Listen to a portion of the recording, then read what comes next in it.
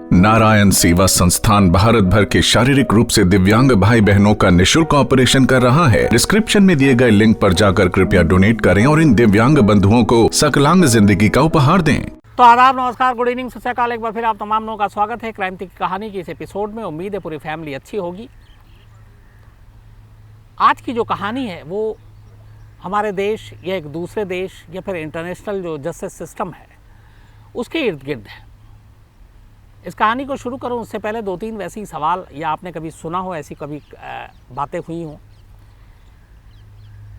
कोई ऐसा शख्स जिसके ऊपर कत्ल का इल्ज़ाम हो, पुलिस ने पकड़ लिया और उसके बाद मुकदमे की कार्रवाई शुरू होनी है, दोनों जेल में हैं और अचानक दोनों ये अपील करें कि क्रिसमस आ रहा है और न्यू ईयर मनाने और क्रिसमस मनाने के लिए मुझे घर जाना है, तो हमें ज़मानत दी जाए। अब एक कत्ल के मुलजिम को, जिस पे अभी मुकदमा होना है, फैसला होना है, क्या इस तरीके से ज़मानत दी जा सकती है कि भैया ये छुट्टी है, क्रिसमस है, त्यौहार है तो आप जाओ, या कोई कहे कि शादी ब्याह है तो आप जाओ? क्या हिंदुस्तान में आम जो कत्ल के आरोपी हैं, मुलजिम हैं, अगर वो ये दलील दे कि वो पकड़े गए, पुलिस ने पकड़ लिया और कहा जाए कि भाई होली है, दिवाली है, ईद बकरीद है, तो मिलॉर्ड हमें ज़मानत दे दीजिए, ज़रा मैं भी त्यौहार बना के आ जाऊँ, तो क्या ज़मानत मिलेगी? कभी भी नहीं मिलेगी, क्योंकि ऐसा होगा ही नहीं। उसकी वजह यह है कि जो कानून है, जो हमारा जुडिशल सिस्टम है, जो सज़ाएं हैं, वो इसलिए है कि आपने अगर कोई जुर्म किया तो फिर उसकी सज़ा होनी चाहिए, तो सज़ा मिलनी चाहिए, मज़े नहीं मिलने चाहिए। लेकिन यहाँ पे ऐसा हुआ इस कहानी में। इतना ही नहीं, ज़मानत दे दी जाती है, वो त्यौहार मनाता है, वापस आता है, फिर कुछ ही वक्त के बाद फिर से अदालत से कहता, मिलॉर्ड हमारे देश में चुनाव है, हमें वोट डालना है, तो हमें वोट डालने के लिए आप आज़ाद कर दीजिए, हम अपने देश में जाकर वोट डालेंगे, वापस आ जाएंगे। अदालत फिर उसे ज़मानत दे देती है, कहते नहीं जाओ, आप वोट डालना बड़ा ज़रूरी काम है, ऐसे भी डेमोक्रेसी में ये वाकई अच्छा काम है, नेक काम है। लेकिन यहाँ ये ध्यान दीजिए कि उसके ऊपर कत्ल का इल्ज़ाम है, वो भी एक नहीं, दो लोगों के, और फिर भी उसके बाद अदालत कहती जाइए, आप वोट दे के आइए। उसके बाद वो ऐसा जाता है कि फिर आता ही नहीं है। फिर बहुत सारी चीज़ें होती हैं। ये सब कुछ हो गया। अब उसके बाद होता है कि इस कत्ल के लिए जो मैक्सिमम सज़ा है आईपीसी में हमारे यहाँ, उम्र कैद है, फांसी है, तो ऐसा ना हो कोई बीच का रास्ता निकाला जाए, कोई मांडवाली हो जाए, समझौता हो जाए और छोड़ दिया जाए। अपने यहाँ ऐसा किसी केस में आम लोगों के साथ हो सकता है? कभी भी नहीं, क्योंकि कानून अपने हिसाब से चलेगा। लेकिन ये सारी चीज़ें इस कहानी में हुई। असल में ये कहानी दो देशों के बीच की है, ये मुकदमे की कहानी दो देशों के बीच की है, एक भारत और एक इटली। कहानी की शुरुआत होती है 15 फरवरी 2012 को, 15 फेब 2012। केरल के दो मछुआरे थे, इनका नाम था जेलेस्टाइन और अजीश पिंकू। ये दोनों केरल के ही रहने वाले थे और नींदाकारा एक हार्बर है वहाँ पे केरल में, वहीं से ये लोग 15 फरवरी 2012 को मछली पकड़ने के लिए निकले थे। जिस जहाज़ में गए थे उस जहाज़ का नाम था सेंट एंटनी, ये नाव था, तो उसमें मछली पकड़ने के लिए निकले और अक्सर इनका काम था यही, मछुआरे थे तो मछली पकड़ना था। तो ये लक्षद्वीप के समंदर में बहुत दूर तक मछली पकड़ने के लिए निकल गए और इनका रूटीन था, अक्सर ये जाया करते थे और मछली पकड़ के आ जाया करते थे। तो लक्षद्वीप के आगे गहरे समंदर में ये मछली पकड़ने गए, मछली इन्होंने पकड़ी, वक्त पूरा हुआ, हर मछुआरे का टाइम होता है, कितने बजे जाना है, कब तक लौटना है, क्योंकि आप समंदर में जा रहे हैं, जोखिम तमाम होता है, तो उन्हें मालूम होता है कि कब तक लौटना है। तो ये दोनों भी मछली पकड़ने के बाद वापस लौट रहे थे। लेकिन जब ये वापस लौट रहे थे तभी इन्होंने देखा कि दूर एक बहुत बड़ा जहाज़ चला रहा है। ये जहाज़ जो था ये सिंगापुर से मिस्र जा रहा था और ये एक तरह का ऑयल टैंकर था। इस जहाज़ पे ऑयल थे, तेल, तो बहुत बड़ा जहाज़ था और सिंगापुर से चला था और मिस्र के लिए उसको जाना था। लेकिन ये जहाज़ जो था वो इटालियन था, इटली का, और इस ऑयल टैंकर का नाम था एनरिका लेक्सी। तो एनरिका लेक्सी जिस जहाज़ का नाम, जो टैंकर, बहुत बड़ा शिप, वो वहाँ से गुज़र रहा था। उस वक्त उस शिप में जो लोग थे उनमें से 34 क्रू मेंबर थे, क्योंकि ये मुसाफिर का जहाज़ तो था नहीं, इसमें तेल और बाकी सामान सब जाया करता था, तो ये ऑयल टैंकर था इसमें। तो 34 क्रू मेंबर थे और इसके अलावा टोटल जो थे उनमें से 19 इंडियन भी थे, 19 भारतीय थे। और इसी प्लेन में इटली के 2 मरीन भी शामिल थे। तो 2 मरीन जिनके नाम थे सल्वाटोर गिरोन और मसिमिलियानो लटोर, ये दोनों इस जहाज़ की सुरक्षा मरीन थे ये। और समुद्री लुटेरे और बहुत सारी ऐसी चीज़ें होती हैं, सिर्फ सड़कों पे ही क्राइम नहीं होता, समंदर के रास्ते पे भी होता है, आसमान में भी होता है। तो ये दोनों इटालियन मरीन की जिम्मेदारी थी कि इस जहाज़ की सुरक्षा करें, समुद्री लुटेरे अगर मिलते हैं तो उनसे बचाव करें ताकि वो तेल वेल लूट न लें, और लूटपाट अक्सर होती है। तो जब ये जहाज़ केरल के पास से गुजर रहा था तभी अचानक उन्हें नाव में ये दोनों मछुआरे दिखाई दिए। दोनों मछुआरे दिखाई दिए। अब इसके बाद यहाँ से कहानी शुरू होती है। मछुआरों को देखकर नाव में दोनों मरीन ने उन्हें चैलेंज किया कि इस तरफ मत आओ। उन मछुआरों को कुछ समझ में नहीं आया कि ये क्या बोल रहे हैं, क्योंकि उनका काम था डेली मछली पकड़ने जाना, वापस आना, पर इस रूट में पहली बार उन्हें इस तरह का जहाज़ मिला। तो थोड़ी देर के बाद ही अचानक इस बड़े जहाज़ से दोनों इटालियन जो मरीन थे इन्होंने गोली चला दी, और इस गोली में जो दोनों मछुआरे थे जेलेस्टाइन और अजीश पिंकू, दोनों की मौत हो गई। अब गोली चली उस वक्त समंदर के आसपास, चूँकि भारतीय समुद्री सीमा था तो अपने कोस्ट गार्ड भी वहाँ पे चक्कर लगाते रहते हैं। तो गोली वोली चली, इत्तेफाक से उन दोनों की मौत हो गई।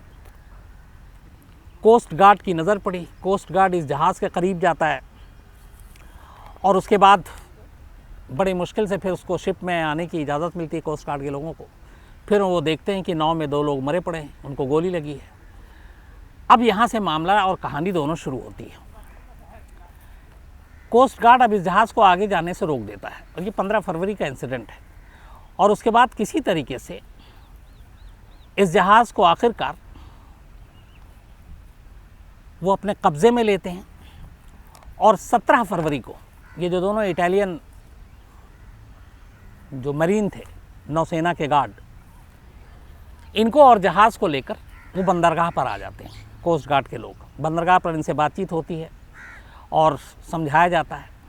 लेकिन फिर उसके बाद 19 फरवरी को, इस कत्ल के बाद 19 फरवरी को दोनों इटालियन जो नौसेना के अधिकारी थे जिन्होंने गोली चलाई थी, उन दोनों को केरल पुलिस गिरफ्तार कर लेती है, क्योंकि जहाँ पे ये गोली चली थी वो ज्यूरिसडिक्शन उस केरल के इलाके में आता था।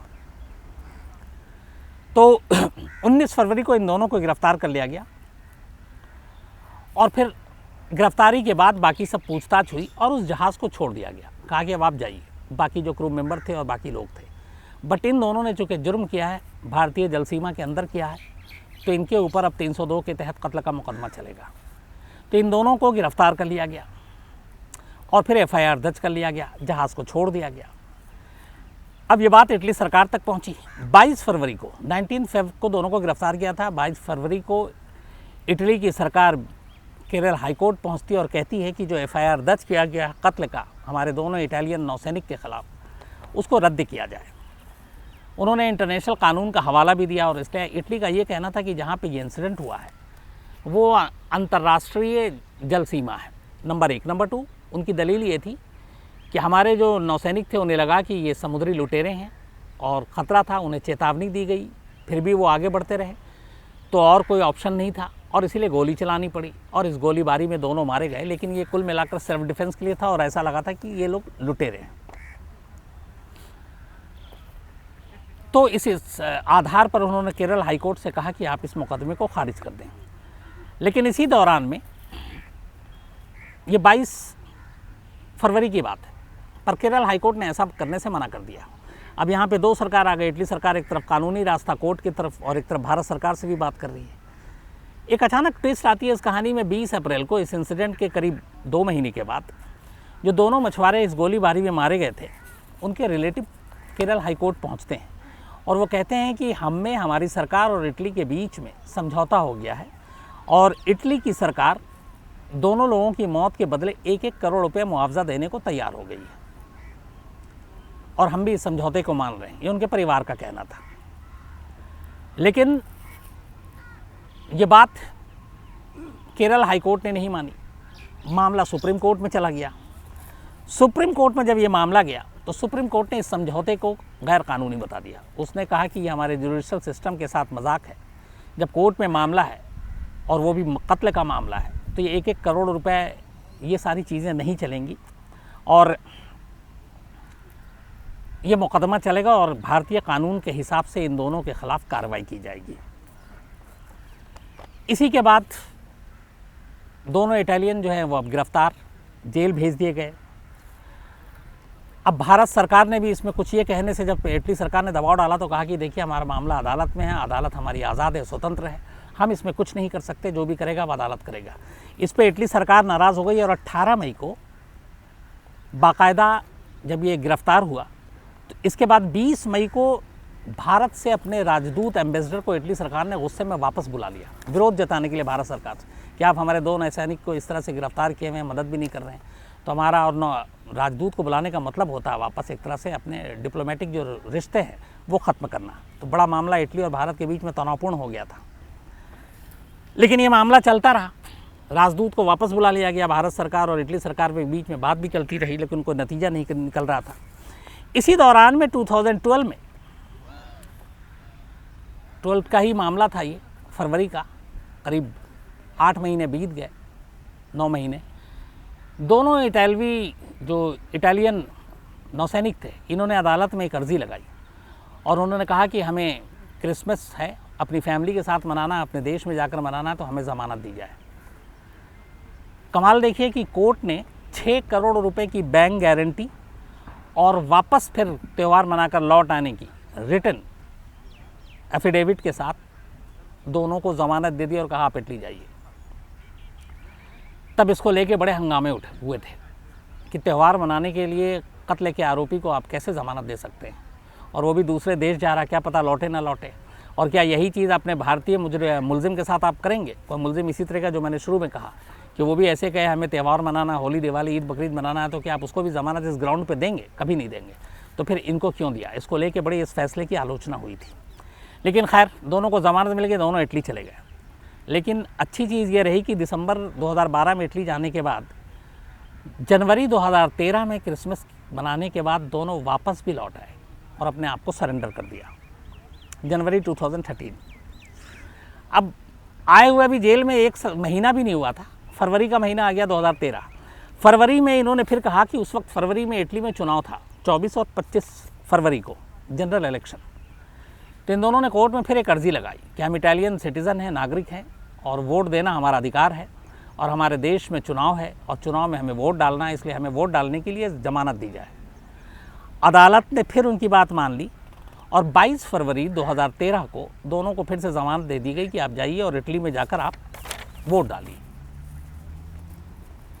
अब ये 22 फरवरी को दोबारा इटली पहुंचते हैं। पहली बार तो ये चले आए, पर अब मियाद ख़त्म हो गई, ये वापस ही नहीं आए। अब यहाँ इटली एम्बेसी के ज़रिए पूछा गया कि भैया दोनों को वापस दीजिए, बट इटली सरकार ने मना कर दिया, बोला हम अपने मरीन्स को वापस भारत नहीं भेजेंगे। अब बात तनाव की आ गई, क्योंकि सरकार भी बीच में, इधर एक तरफ अदालत है, अदालत आज़ाद है, अब क्या करें? दोनों इटली में फंसे हुए हैं, 2-2 कत्ल कर चुके हैं। तो बातचीत चली, तब इटली सरकार ने एक और दाव खेला। उन्होंने कहा कि ठीक है, अगर हमें भारत सरकार ये लिख कर दे दे कि इन दोनों को सज़ाए मौत नहीं दी जाएगी, तभी हम इन दोनों को वापस भेजेंगे। अब भारत सरकार ये रिटर्न में दे नहीं सकती, क्योंकि 302 के तहत मामला में जो पनिशमेंट है वो उम्र कैद भी है, सज़ाए मौत भी है। तो भारत सरकार अपनी तरफ से अदालत का फ़ैसला कैसे सुना सकती है कि भैया हम नहीं देंगे इनको मौत की सज़ा, क्योंकि ये काम अदालत का है। तो इस पर भारत सरकार ने इनकार कर दिया कि हम ऐसा कोई आश्वासन नहीं देंगे। इसके बाद अब क्या हुआ कि फिर ये मामला सुप्रीम कोर्ट में गया। सुप्रीम कोर्ट ने उस वक्त जो भारत में इटली के एम्बेसडर थे नई दिल्ली में, डैनियल मंचीनी, इनके खिलाफ एक बड़ा कड़ा फैसला सुना दिया। सुप्रीम कोर्ट ने कहा कि जब तक वो दोनों इटालियन सिटीज़न वापस भारत नहीं भेजे जाएंगे, नई दिल्ली में इटली के राजदूत एम्बेसडर को देश छोड़ने से उनके ऊपर रोक लगा दी जाए। अब किसी एम्बेसडर को देश छोड़ने पर रोक लगा जाए, ये भी एक अजीब मामला है। और उसकी वजह ये थी कि इटली के एम्बेसडर भारत छोड़कर नहीं जा सकते, क्योंकि इन दोनों को जब इटली भेजा गया था तब उन्होंने भी इनकी गारंटी ली थी कि हाँ ये जाएंगे और वोट डालकर आ जाएंगे, पर वो आए नहीं। तो गारंटर थे, तो गारंटर की भी सज़ा होनी चाहिए। तो इसीलिए सुप्रीम कोर्ट ने एम्बेसडर के जाने पर रोक लगा दी भारत। उसको लेके और मामला बिगड़ा। फिर इसके बाद बातचीत का सिलसिला शुरू हुआ और आखिरकार इसमें कई और देश और बाकी लोग इन्वॉल्व हुए। तब जाकर 22 मार्च 2013 को आखिरकार इटली सरकार ने दोनों नौसैनिक जो उनके थे उनको वापस भारत भेज दिया कि आप जाइए। उनको भारत भेजा और इसके बाद फिर ये कहा कि इस मामले में हम इंटरनेशनल कोर्ट में मामला जाएगा, लेकिन फिर मामले NIA को दे दिया गया जांच। केरल पुलिस अब तक कर रही थी। NIA ने पूरे मामले की जांच की, कुछ चीज़ें इसमें कम की, कुछ उनकी ऐसा की कि हाँ वाकई अगर ये दोनों दोषी साबित भी होते हैं अदालत में तो इनको शायद मौत की सज़ा ना हो। अब उसके पीछे में जो तर्क दिया गया जो सारी चीज़ें हटाने के लिए और केस के ऊपर, वो ये था, भारत का दावा था कि दोनों मछुआरों को जब गोली मारी गई तब ये भारतीय तट से, मतलब जो अपना समुद्री सीमा भारत से लगता है, 20.5 नॉटिकल मील दूर थे और इन्हें बिना किसी चेतावनी के गोली मारी गई। मतलब अगर उन्हें ये भी लगा था कि ये समुद्री लुटेरे हैं तो चेतावनी देनी चाहिए थी, हवा में गोली चलानी चाहिए थी, लेकिन उन्होंने कोई चेतावनी नहीं दी और भारतीय जल सीमा के अंदर उन्होंने गोली मार दी। और इसीलिए भारत के अधिकार के क्षेत्र में आता है कि इनके ऊपर मुकदमा चला जाए। लेकिन दूसरी तरफ इटली का ये कहना था कि जिस जगह पे यह वारदात हुई वो भारतीय जल सीमा है ही नहीं, वो इंटरनेशनल उसमें आता है और इसीलिए भारत सरकार या भारतीय अदालत को मुकदमा चलाने का इसमें कोई राइट नहीं है। ये उनकी तरफ से था। दूसरा उन्होंने दलील दी कि उसमें बहुत सारे 19 भारतीय भी शामिल थे और वो गवाह थे कि जब ये दोनों जहाज़ नाव पे मछुआरे आ रहे थे तब बाकायदा चेतावनी दी, हवा में भी गोली चलाई, लेकिन फिर भी वो बढ़ते गए और उसके बाद तब मजबूरन गोली चलानी पड़ी आत्मरक्षा में और जहाज़ को बचाने के लिए। तो इस पर गवाही भी हुई। ये गवाही भी इटली के सपोर्ट में चली गई। इसके बाद अपने देश में सरकार बदलती है। 2014 में नरेंद्र मोदी जी प्रधानमंत्री बनते हैं। 11 अगस्त 2014 को इटली के प्रधानमंत्री की मुलाकात होती है और वो प्रधानमंत्री से कहते हैं कि इस केस में आप जल्दी कुछ कराइए और ये मामला जो है हमारे दो नौसैनिक का नहीं है कि बल्कि पूरी इटली की सरकार और सभी की साख पर है। लेकिन कहते हैं कि प्राइम मिनिस्टर नरेंद्र मोदी ने ये कहा था कि देखिए भारत एक न सिर्फ स्वतंत्र देश है बल्कि हमारी न्यायपालिका, जुडिशरी, ये सब भी आज़ाद है। हम उनके फैसले में अपना फैसला नहीं थोपते हैं, लेकिन ये है कि जो भी होगा जल्दी होगा और कोशिश करेंगे। इसी के बाद ये मामला इंटरनेशनल कोर्ट में गया। इंटरनेशनल कोर्ट ने जब पूरे मामले की सुनवाई हुई तो फिर ये हुआ कि दो चीज़ें निकली। एक, इटली अपने यहाँ इन दोनों पे मुकदमा चलाए, क्रिमिनल, आपराधिक, दोनों उन्होंने जो कत्ल किया है, और दूसरा इटली और भारत सरकार मिलकर तय करे मुआवजे की रकम और वो उनके परिवार को दिया जाए।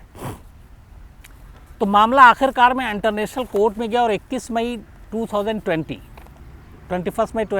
को ये फैसला आया